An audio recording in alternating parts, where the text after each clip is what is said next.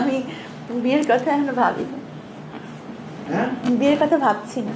তো এরকম মানুষ কি আছে যে এইসব সহ্য করে একেবারে সাবরিনার হাত ধরবে? এমন একটা ব্যক্তি আমার জীবনে দরকার যে সবগুলা প্যারা সহ আমাকে গ্রহণ করে আমার সাথে ফাইট করতে পারবে। আমি আসলে ওইভাবে করি নাই যে একেবারে বয়সটা কাটায় কাটায় কত হতে হবে এটা আমি ভাবি নাই, কিন্তু আমি তো এটাই বলেছি যে যে আমার প্যারা নিতে পারবে, ওই রকম ম্যাচুরিটিও তাকে থাকতে হবে, ওই লেভেলটা, ওই কোয়ালিটি তাকে থাকতে হবে। আমি প্রথম কথা বলতে চাই যে আমি আমার ওজন মানে আমি অনেক বেশি ওয়েট গেইন করেছি, কারণ হচ্ছে একটা কারাগারে থাকার পরে আপনারা জানেন যে কারাগার থেকে বের হওয়ার পর মানে পরে মনে হয় যে সব কিছু খাই, মানে যে খাবারগুলো খাওয়া হয়নি, যে খাবারগুলো চোখেও দেখতে পাইনি 3টা বছর, আর বিশেষ করে মায়ের হাতে রান্না, আমার মা অনেক ভালো রান্না করেন, হ্যাঁ, তো সেগুলো খেয়ে খেয়ে আমার অনেক ওয়েট গেইন করেছি। এটার জন্য মূলত আমার ফোকাস হচ্ছে যে কিছুটা ওয়েট লুজ করার, কিন্তু জিম করা বা নিজের ফিটনেস বাড়ানো কিন্তু নিজের সৌন্দর্যের জন্য না, এই ফিটনেসটা কিন্তু সুস্থ থাকার জন্য, নিজের স্ট্যামিনার জন্য। আরেকটা ব্যাপার হচ্ছে সেলফ কনফিডেন্সের জন্য। নিজের ব্যক্তিত্ব বা নিজেকে আমি যেভাবে দেখতে চাই ঠিক সেভাবে যদি দেখতে না পারি তাহলে কিন্তু মানুষের সেলফ কনফিডেন্স থাকে না। তো এই জন্য আমি বলবো মেল ফিমেল নির্বিশেষে সকলেরই ফিজিক্যাল অ্যাক্টিভিটির দিকে একটু মনোযোগী হওয়া উচিত। আর মানে ফিজিক্যাল অ্যাক্টিভিটি করা মানেই যে আপনাকে জিমে ভর্তি হয়ে এ ধরনের ইনস্ট্রুমেন্ট ইউজ করে মানে ব্যায়াম করতে হবে তা কিন্তু না।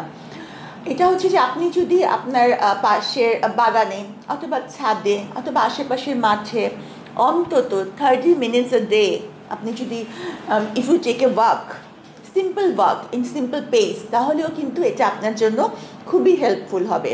কারণ ওয়াকিং হচ্ছে আপনাদের যেমন হাইপার টেনশন কমায়, ডায়াবেটিক রোগীরা খুব ভালো জানেন যে মানে কীভাবে ওয়াকিংটা বা কোনো ফিজিক্যাল অ্যাক্টিভিটি ইনসুলিন সেন্সিটিভিটি সেলের বাড়িয়ে দেয়, যার ফলে হচ্ছে যে আপনার ওষুধের ডোজটাও খুব কম লাগে বা লাইফস্টাইল মডিফিকেশনের মাধ্যমেই কন্ট্রোল হয় এবং ওজনটা কমে যায়। তা আমি মনে করি যে আমি সহ সবার, whether he is a male or a female, হ্যাঁ, তার করা উচিত। জি, চোখে পড়েছে। তবে আমি মনে করি যে এটার জন্য না যে আমার জিমের ভিডিও দেখে আমার জন্য ক্রাশ। আমি যে একটা খুবই ভয়ঙ্কর অবস্থা থেকে ঘুরে দাঁড়িয়েছি, আই এম ফাইটিং, সেটার জন্যই ক্রাশ। আমি বলবো যে মানে ভেরি রিসেন্ট একটা আমি শেয়ার করি যে আমি আই ওয়েন্ট টু কক্সবাজার। সেখানে আমি একটা রেস্টুরেন্টে খেতে গিয়েছি। রেস্টুরেন্টের মালিক একজন বয়স্ক চাচা, উনি আমাকে এত যত্ন করে, উনি আমার পাশে পুরোটা সময় দাঁড়িয়েছিলেন, উনি আমাকে খাওয়ালেন। এই সময় রেস্টুরেন্টে আরেকজন চাচা ছিলেন, উনি দৌড়ে গিয়ে কাছে ওনার বাসা ছিল, সেখান থেকে উনি কাঁঠাল নিয়ে আসছে, বলছে মা তুমি এক টুকরা কাঁঠাল খেলে আমি খুব খুশি হব। মানে সেটা যে আমার জন্য কত বড় একটা ব্যাপার, মানে আমি বলবো যে আমি এর জন্য খুবই, আর সবচেয়ে আমি তার কৃতজ্ঞতা আপনাদের কাছেই জানাই, আপনাদের গণমাধ্যম কর্মীদের কাছে জানাই। এবং আমার মনে হয় যে ভাই আপনি তো প্রথম দিকে ছিলেন, একদম আমার প্রথম স্টার্ট মনে হয় আপনাদের হাত ধরে। তো আমি বলবো যে আল্লাহর কাছে শুকরিয়া, এবং এই যে ক্রাশ বলেন আর এই ভালোবাসা বলেন আর স্নেহ বলেন শ্রদ্ধা বলেন যাই বলেন, এটা আমি অনেক পেয়েছি, সেটা জাস্ট ফর মাই স্ট্রাগল। আমি তো ক্রাশ মানে কি, আমি এটা ক্রাশড হয়ে আমার সব কিছু শেষই হয়ে গেল। হ্যাঁ, ক্রাশের যে নমুনা, ক্রাশ মানে কি, আমি তো একেবারে টোটালি ক্রাশড। আমি তো জীবনের সব কিছুই হারিয়েছি, এমনভাবে ক্রাশড হয়ে গেছি, তো আর কিছু বলতে চাই না। আসলে হচ্ছে যে আমি যতই দেখা যায় কি, যে ভুল করে সে বারবারই ভুল করে, বিশেষ করে যারা বেশি ইমোশনাল হয় তাদের লাইফে ভুলটাও, মানে এই প্রেমের ক্ষেত্রে বলছি, বা সম্পর্কের ক্ষেত্রে বলছি, যারা ইমোশনাল হয় তাদের ভুল করার সম্ভাবনাটা অনেক বেশি। তো অনেকে, আমি এটা সবার উদ্দেশ্যেই বলবো যে যদিও সম্ভব করা খুবই কঠিন, তারপর ইমোশনাল এটাকে কন্ট্রোল করে যদি একটু বাস্তব চিন্তা করা যায় তাহলে হয়তো ভুলের পরিমাণটা কমে। আমি বিয়ের কথা এখনো ভাবিনি, বিয়ের কথা ভাবছি না। এটা কোনো একটা কথা হলো, রাতের ঘুম হারাম করছি না, না এমন কোনো কথাই নেই। আসলে পছন্দ করা বা তাকে জীবনসঙ্গী করার মধ্যে অনেক পার্থক্য আছে, বিশেষ করে আমার ক্ষেত্রে। কারণ আমার লাইফের অনেক কিছু আছে, আমার লাইফের অনেক প্যারা। এমন একটা ব্যক্তি আমার জীবনে দরকার যে সবগুলা প্যারা সহ আমাকে গ্রহণ করে আমার সাথে ফাইট করতে পারবে। এখন কেউ আমাকে দেখে তার রাতের ঘুম আসলো না, কিন্তু এটা তো আমার কোনো লাভ নেই। হ্যাঁ, তাকে দিন রাত এক করতে হবে আমার পাশে দাঁড়ায় ফাইট করার জন্য। তার ঘুম নিয়ে আমি কি করব? আমার দরকার সে যেন আমার সহযোদ্ধা হয়, তাই না? তার যুদ্ধটা দরকার। সে ওরকম কোনো কোয়ালিফাইড ব্যক্তি যে আমার সবগুলা প্যারা নিজের কাঁধে নিতে পারে with sympathy, empathy and love. আসলে বয়সের ডিস্টেন্স, আমরা একটা সবসময় আমাদের থাকে যে একটা সামঞ্জস্য থাকুক বয়সে, অর্থনৈতিক যে একটা কি বলবো, যে সোশ্যাল স্ট্যাটাসে অথবা শিক্ষাগত যোগ্যতা, আমার একটা ডিসক্রিমিনেশন যাতে না থাকে, একটা সামঞ্জস্য দেখে অভ্যস্ত।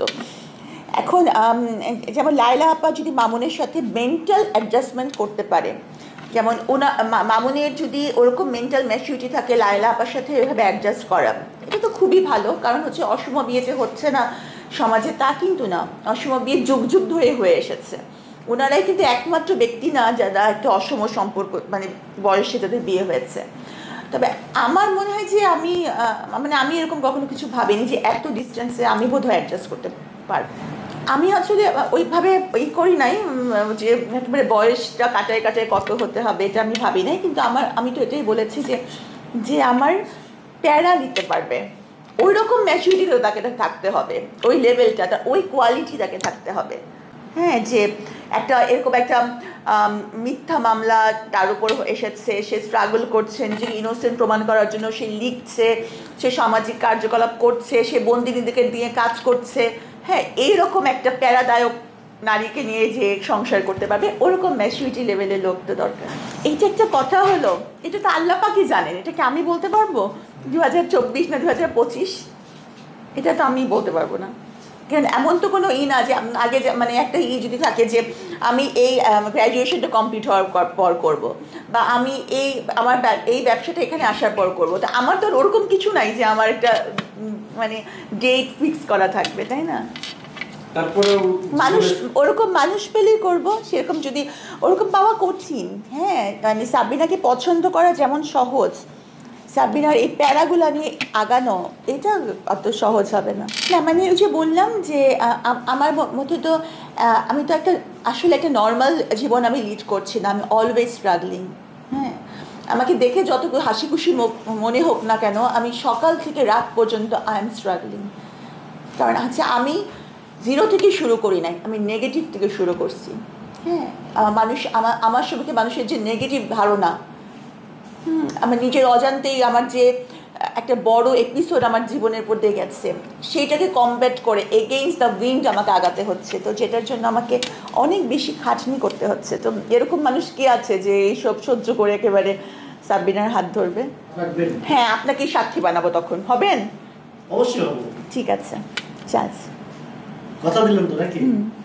তাহলে এটা আমরা 2024 হোক আর 25 হোক শুভ কাজটা সেরে ফেলবো নাকি? মিষ্টিটা তাহলে 2024 খাওয়ার চেষ্টা করবো, যদি না হয় 25-এ। জি।